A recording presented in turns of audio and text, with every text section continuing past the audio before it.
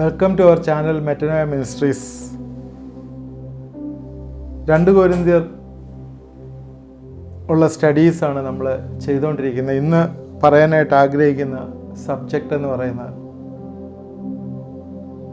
മാനുഷിക ബലഹീനതയുണ്ടെങ്കിലും ദൈവിക ശുശ്രൂഷ വിജയമായി നിർവഹിക്കപ്പെടുന്നത് നമ്മുടെ ഭൗതിക ബലം മൂലമല്ല, പിന്നെ ഉയർത്തെഴുന്നേറ്റ കർത്താവിനെ നിലനിർത്തുന്ന ശക്തി മൂലമാണെന്ന് ആണ് നമ്മൾ ഇന്ന് പഠിക്കുകയും ചിന്തിക്കുകയും ചെയ്യുന്നത്. കഴിഞ്ഞ ദിവസം നമ്മൾ ചിന്തിച്ചു, ക്രിസ്ത്യാനിറ്റി ലോകം മുഴുവൻ ആകാതിരിക്കുവാൻ ഈ ലോകത്തിലെ ദൈവം മനുഷ്യരുടെ ഹൃദയങ്ങളെ കുരുടാക്കി കളഞ്ഞു. അതിനാൽ ആ ഗ്ലോറിയസ് ഗോസ്പൽ, ആ തേജസ്സിൻ്റെ സുവിശേഷം ജനങ്ങളിലേക്ക് എത്തുന്നതിന് ഇന്നും തടസ്സമായിരിക്കുന്നതിനെക്കുറിച്ചാണ് നമ്മൾ ചിന്തിച്ചത്. എന്നാൽ ഇത് നമ്മുടെ ഹൃദയങ്ങളിലേക്ക് ദൈവം തകർന്നിരിക്കുകയാണ്. അത് നമ്മുടെ ഹൃദയങ്ങൾ പ്രകാശിച്ചപ്പോൾ മോശയുടെ മുഖത്ത് ഉണ്ടായ ശോഭയേക്കായും വലിയൊരു പ്രകാശം നമ്മുടെ ഹൃദയങ്ങളിലുണ്ട്. അത് രൂപാന്തരപ്പെടുത്തുന്ന ഒരു കാര്യമാണ്. ഈ തുടർമാനമായിട്ടുള്ള ഭാഗങ്ങളിൽ ഈ 4-ാം അധ്യായത്തിൻ്റെ 7 തൊട്ടുള്ള വാക്യങ്ങളിൽ ഇത് നിക്ഷേപമായിട്ട് ചിത്രീകരിച്ച് പറയുകയാണ്. ഇത് വലിയൊരു നിക്ഷേപമാണ്. എന്താണ് ഈ ഗ്ലോറിയസ് ഗോസ്പൽ? അതെങ്ങനെയാണ് നിക്ഷേപമാകുന്നത് എന്ന് ചോദിച്ചാൽ, അതിൻ്റെ ഏറ്റവും അവസാനത്തെ വാക്യം, കാണുന്നതല്ല കാണാത്തതിനെ അത്രേ ഞങ്ങൾ നോക്കിക്കൊണ്ടിരിക്കുന്നത്, കാണുന്നത് താൽക്കാലികം, കാണാത്തതോ നിത്യം. അവിടെ ഇതൊന്ന് കാണാൻ പറ്റത്തില്ല നമുക്ക്, അല്ലേ? നിങ്ങൾക്കും എനിക്കും ഈ ഗോസ്പൽ നമ്മുടെ ഉള്ളിലിരിക്കാൻ കാണാൻ പറ്റില്ല. നമ്മുടെ ഹൃദയത്തിൻ്റെ ശോഭ മോശയുടെ മുഖം ശോഭിച്ചതിലും ഉള്ള ശോഭയുണ്ടെന്ന് പറഞ്ഞാൽ നിങ്ങൾ വിശ്വസിക്കുമോ? നിങ്ങൾക്ക് കാണാൻ പറ്റത്തില്ല. കാണാത്തത് നിത്യമാണ്. ഈ കാണാത്ത കാര്യങ്ങളെ കൺമുമ്പിൽ കാണിക്കുന്ന ഒരു ശുശ്രൂഷയുണ്ട്. അതാണ് ദ സ്പിരിച്വൽ മിനിസ്ട്രി എന്ന് പറയുന്നത്. അപ്പോൾ ഈ നിക്ഷേപം നമുക്ക് മൺപാത്രങ്ങളിലാണുള്ളത്. ഇതിനെക്കുറിച്ച് പറയുന്നത് 2-3 റെഫറൻസ് ഇതിൽ പറയുന്നുണ്ട്. ഒന്ന്, ഇത് മൺപാത്രങ്ങളിലാണ്. നമ്മുടെ അതിനെ തന്നെ റെഫർ ചെയ്യുന്നതാണ്. 7-ാം വാക്യത്തിൽ മൺപാത്രം എന്ന് പറയുമ്പോൾ ഇതിൽ തന്നെ 11-ാം വാക്യത്തിൽ അത് മർത്യ ശരീരം എന്ന് പറയുന്നു. 16-ാം വാക്യത്തിൽ ക്ഷയിച്ചു പോകുന്ന പുറമേയുള്ള മനുഷ്യൻ എന്ന് പറയുന്നു. ഇതെല്ലാം തന്നെ, അതുപോലെ തന്നെ 5-ാം അധ്യായത്തിലേക്ക് ചെല്ലുമ്പോൾ കൂടാരമായ ഭൗമഭവനം എന്ന് പറയുന്നു. ഇതെല്ലാം തന്നെ ഈ മർത്യ ശരീരത്തെക്കുറിച്ച് പറയുന്ന കാര്യമാണ്. ഈ നിക്ഷേപം ഇതിവിടാണ് ഉള്ളത്. അത് ദൈവിക ശുശ്രൂഷയ്ക്ക് നിർവഹിക്കപ്പെടുന്നതിനായി ഉപയോഗിക്കണം. അതിൽ ഭൗതിക ബലമൊക്കെ കുറഞ്ഞാലും കർത്താവിൻ്റെ ശക്തി നമ്മൾ വ്യാപരിക്കുമ്പോഴേ നമ്മൾ സകലത്തിനും മതിയായിട്ടുള്ളതാണ്. ഈ ബാക്കിയുള്ള വാക്യങ്ങളിലെല്ലാം ഇതാണ് പറയുന്നത്. നമുക്കറിയാം, പഴയ കാലങ്ങളിലെ നിക്ഷേപം ബാങ്കിൽ ഡെപ്പോസിറ്റ് ചെയ്യുന്ന പരിപാടിയൊന്നും ഇല്ലായിരുന്നല്ലോ. പണ്ട് ബാങ്കും ഒന്നുമില്ല.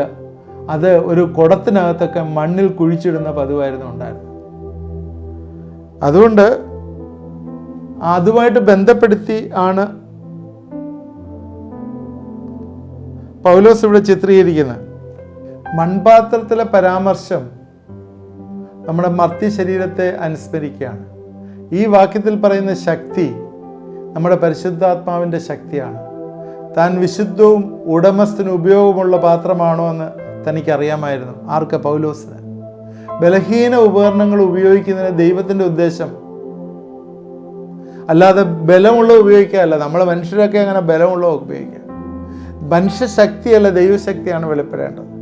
നമുക്ക് പലപ്പോഴും അറിയാം, ദൈവത്തിൻ്റെ പ്രവർത്തനവും ദൈവത്തിൻ്റെ ശുശ്രൂഷയൊക്കെ ചെയ്യുന്നവർ അവർ ജഡത്തിലുള്ള അല്ലെങ്കിൽ അവർ എക്സ്റ്റേണലായിട്ടുള്ള ഫോഴ്സും ബലത്തിലും ഒക്കെ ചെയ്തു കഴിഞ്ഞാലേ പിന്നെ ദൈവത്തിന് എന്തോ റോളുള്ള ഇവിടെ? നിങ്ങളങ്ങ് പെർഫോം ചെയ്തോ എന്ന് ദൈവം പറഞ്ഞാൽ പോരെ? അതുകൊണ്ടാണ് പലപ്പോഴും പറയുന്നത്, നമ്മുടെ ഇല്ലായ്മയിലെ, നമ്മുടെ ബലഹീനതകളിലെ, നമ്മുടെ കുറവുകളിലെ, നമ്മുടെ അകൃത്യങ്ങളിലെ, നമ്മുടെ അയ്യോ ഭാവത്തിലെ, ഇവിടെയൊക്കെയാണ് ദൈവത്തിന് പ്രവർത്തിക്കാനായിട്ട് പറ്റുള്ളൂ, ദൈവശക്തി പ്രകടിപ്പിക്കാൻ പറ്റുള്ളൂ. ഏറ്റവും കഴിവ് കുറഞ്ഞ മുക്കവന്മാരെയല്ലേ വിളിച്ചിറക്കിയത് ശിഷ്യന്മാരായിട്ട്? അവരല്ലേ ലോകത്തെ കീഴ്മേൽ മറിച്ചത്? അത് അവരുടെ കഴിവുകൊണ്ടൊന്നുമല്ല, ദൈവത്തിൻ്റെ ശക്തി അവരിൽ വ്യാപരിച്ചുകൊണ്ടാണ്. അതുകൊണ്ട് ഈ നിക്ഷേപം നമുക്ക് മൺപാത്രങ്ങളിലാണ് ഉള്ളതുകൊണ്ട് അത് നമ്മുടെ ജീവിതങ്ങളിലെ വലിയ വലിയ കാര്യങ്ങൾ വെളിപ്പെടുത്തുകയാണ്. നമുക്കറിയാം, ലോകത്തിലെ കഷ്ടം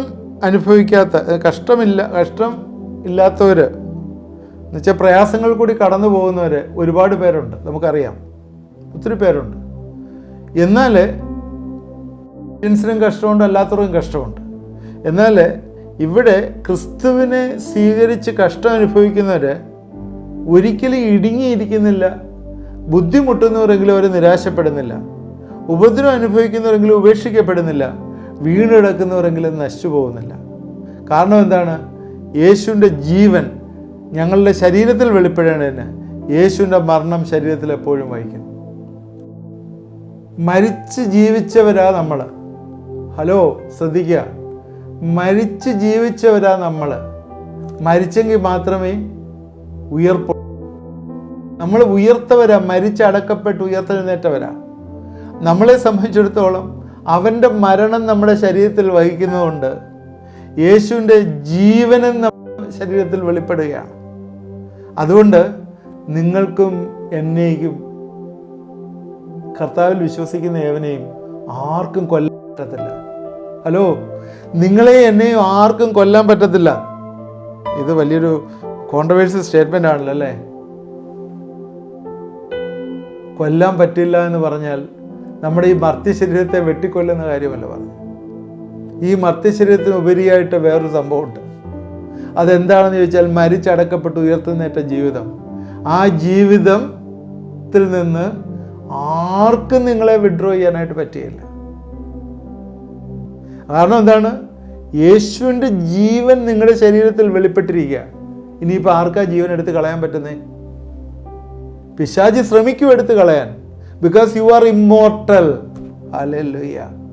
നിങ്ങൾക്കിനി മരണമില്ല. എഫേസ്യർ 2:6 പറയുന്ന പോലെ നിങ്ങളെ കർത്താവിൻ്റെ വലത്തുഭാഗത്ത് ഇരുത്തിയിരിക്കുകയാണ്. പാസ്റ്റ് ടെൻസിലാണ് എഴുതിയിരിക്കുന്നത്. നിങ്ങൾ ഇവിടെ അല്ല ഇരിക്കുന്നത്, കർത്താവിൻ്റെ വലത്തുഭാഗത്തായിരിക്കുന്നത്. മരണത്തിന് ഏൽപ്പിക്കപ്പെട്ടെങ്കിലും പിന്നെയും ജീവിക്കുന്ന ക്രിസ്തുവിനെ പോലെ ഇപ്പോഴും ക്രിസ്തു ജീവിച്ചിരിക്കുകയാണ്. നമ്മുടെ ജീവിതങ്ങൾ വെളിപ്പെട്ടുകൊണ്ടിരിക്കുകയാണ്. ക്രിസ്തു മരിച്ച് ജീവിക്കുന്നത് പോലെ തന്നെ ഞാനും എന്നെ തന്നെ ദിനംപ്രതി കൊല്ലുന്നു എന്നാണ് എഴുതിയിരിക്കുന്നത്. പൗലോസിലൂടെ പറയുന്നത് എന്താണ്? ദിവസേന ഞാൻ മരിക്കുന്നു എന്നാണ്. ദിവസേന മരിക്കുന്നു എന്ന് പറഞ്ഞാൽ എന്താണ്? ഈ ലോകവുമായിട്ടുള്ള മരണം, ആക്ഷരീയമായി മരിക്കുന്ന മരണമല്ല ഇവിടെ പറയുന്നത്. ഈ ലോകവുമായിട്ട്, ഈ ഫ്ലഷിൻ്റെ വർക്കുമായിട്ട് ഞാൻ മരിച്ചിരിക്കുകയാണ്. ഈ ലോകത്തിലുള്ള ഈ എക്സ്റ്റേണലായിട്ടുള്ള മനുഷ്യനെ ഞാൻ കൊന്നുകൊണ്ടിരിക്കുകയാണ്. എൻ്റെ ഇൻറ്റേർണൽ മനുഷ്യൻ വളർന്നുകൊണ്ടിരിക്കുകയാണ്. അതുകൊണ്ട് യേശുവിൻ്റെ മരണം എപ്പോഴും ഞാൻ വഹിക്കുന്നു എന്ന് പറയും. കാരണം എന്താണ്? ക്രിസ്തുവിൻ്റെ ആത്മാവ് എന്നിലുള്ളത് കൊണ്ട് ഞാൻ വിശ്വസിക്കുകയും ഞാനത് സംസാരിക്കുകയും ചെയ്യുന്നു എന്ന് പറയുന്നു. അപ്പോഴീ ദൈവിക ശുശ്രൂഷ നടത്തേണ്ടത് എൻ്റെ ശരീരം വേണം ഞാൻ പോകാനായിട്ടില്ലെന്നൊന്നും പറയണ്ട. എന്നാൽ എൻ്റെ ജഡീയമായിട്ടുള്ള ഈ ചിന്തയിലല്ല നടത്തേണ്ടത്. അതിനേക്കാൾ ഉപരിയായിട്ട് ആത്മാവിൻ്റെ ശക്തിയിലാണ് ഞാൻ നടത്തേണ്ടത്. അതുകൊണ്ട് തന്നെ എക്സ്റ്റേണലായിട്ട് എന്ത് ഈ ലോകത്തിൽ സംഭവിച്ചാലും അതെല്ലാം തന്നെ കർത്താവിൻ്റെ മഹിമയ്ക്ക് സ്തോത്രം വർദ്ധിപ്പിക്കാനായിട്ട് കാരണമായി തീരുന്നു എന്ന് പൗലോസ് പറയുന്നു. അതുകൊണ്ടെന്താണ്? എൻ്റെ പുറമേയുള്ള മനുഷ്യൻ ക്ഷയിച്ചു പോകുന്നു, അകമേയുള്ളവനോ ബലപ്പെടുന്നു. ഇന്ന് മൈൻഡിൻ്റെ പവറിനെ കുറിച്ച് നിങ്ങൾ ഒരുപാട് കേട്ടിട്ടുണ്ട്. മൈൻഡ് പവർ കൊണ്ട് പല കാര്യങ്ങളും സംഭവിക്കും എന്നൊക്കെ പറയുന്നുണ്ട്. എനിക്കതിനെക്കുറിച്ച് വലിയ അഭിപ്രായമൊന്നുമില്ല. എന്തെങ്കിലും സംഭവിച്ചാൽ പോലും അത് അവൻ്റെ ഗ്ലോറിയും ഗെയിനും വേണ്ടിയാണ്. എത്ര പേര് മൈൻഡ് പവർ ഉള്ളവർ തൻ്റെ അയൽക്കാരനെ, തൻ്റെ സ്നേഹിതനെ തന്നെ പോലെ സ്നേഹിക്കാൻ കഴിയുന്നുണ്ട് എന്ന് നിങ്ങൾ ചിന്തിക്കുക. യേശുക്രിസ്തു അതാ പഠിപ്പിച്ചേ. അതുകൊണ്ട് ഈ ലോകത്തിലെ കഷ്ടങ്ങൾ വരുമ്പോഴേ നിരാശപ്പെടേണ്ട ആവശ്യമൊന്നുമില്ല. കാരണം അതിനേക്കാളും ഉപരിയാണ് ആ ഗ്ലോറിയസ് ഗോസ്പല് എൻ്റെ ഉള്ളിലിരുന്ന് ചെയ്യാൻ പോകുന്ന കാര്യം. അതുകൊണ്ട് എനിക്കത് ബിയോണ്ടായിട്ട് കാണാൻ പറ്റും. I can see beyond. പലപ്പോഴും നമ്മുടെ കാഴ്ച ചുരുങ്ങിയിരിക്കുക. ചില കാര്യങ്ങൾ മാത്രം ചുറ്റുമുള്ളത് മാത്രമേ കാണാൻ പറ്റൂ. Go beyond, think beyond, see beyond. Spiritual realm, ആത്മീയമായിട്ടുള്ള മേഖലകൾ, മണ്ഡലങ്ങളിലുള്ള കാര്യങ്ങളെക്കുറിച്ച് ചിന്തിക്കുക. കാണുന്നതൊക്കെ താൽക്കാലികം, അതൊക്കെ മാറിപ്പോവും. ഇന്ന് കാണുന്നവരെ നാളെ ഇല്ലാതെ പോവും. ഇന്നത്തെ വീട് പോവും, കാറ് പോവും, നിങ്ങളുടെ പൊസഷൻസ് പോവും, നിങ്ങളുടെ പ്രോപ്പർട്ടീസ് പോവും, എല്ലാം പോവും. എന്നാൽ കാണാത്ത നിത്യമായ ഒരു കാര്യമുണ്ട്. യേശു ക്രിസ്തു അതിനുവേണ്ടിയായി ലോകത്തിൽ വന്നത് പഠിപ്പിച്ചത്.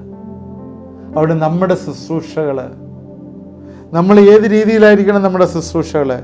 വിജയകരമായിട്ടുള്ള ദൈവികമായിട്ടുള്ള ശുശ്രൂഷ ചെയ്യുവാൻ ഭൗതിക ബലത്തിൻ്റെ ഒന്നും ആവശ്യമില്ല. ഇതാണ് പറഞ്ഞത്.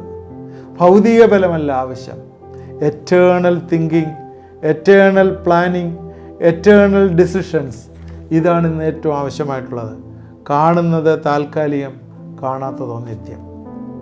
എൻ്റെ പ്രിയപ്പെട്ടവരെ, എന്നെ കേട്ടുകൊണ്ടിരിക്കുന്നവരെ, ഞാൻ എൻ്റെ വാക്കുകൾ അവസാനിപ്പിക്കുകയാണ്. നമ്മൾ പലപ്പോഴും ഷ്രിങ്ക് ചെയ്തു പോയിരിക്കുന്ന ഈ അവസ്ഥയിൽ നിന്ന് പുറത്തേക്ക് വരിക. ഷ്രിങ്ക് ചെയ്തിരിക്കുന്ന അവസ്ഥ. ഞാനും എൻ്റെ കുടുംബവും, ഞാനും എൻ്റെ സഭയും, ഞാനും എൻ്റെ ചുറ്റുപാട്, കമ്മ്യൂണിറ്റി, ഇറ്റ്സ് ഗുഡ്, നല്ല കാര്യമാണ്. എന്നാൽ അതിനൊക്കെ ഉപരിയായിട്ട് വേറെ ഒത്തിരി കാര്യങ്ങളുണ്ട്. യെസ്, നിങ്ങളുടെ രാഷ്ട്രത്തെക്കുറിച്ച് ചിന്തിച്ചിട്ടുണ്ടോ? ഇന്ന് ഇന്ത്യ രാഷ്ട്രത്തിലെ അനേകം ആളുകൾ നശിച്ചു പോയിക്കൊണ്ടിരിക്കുക. അതിനെക്കുറിച്ച് ചിന്തിച്ചിട്ടുണ്ടോ? ഇല്ല.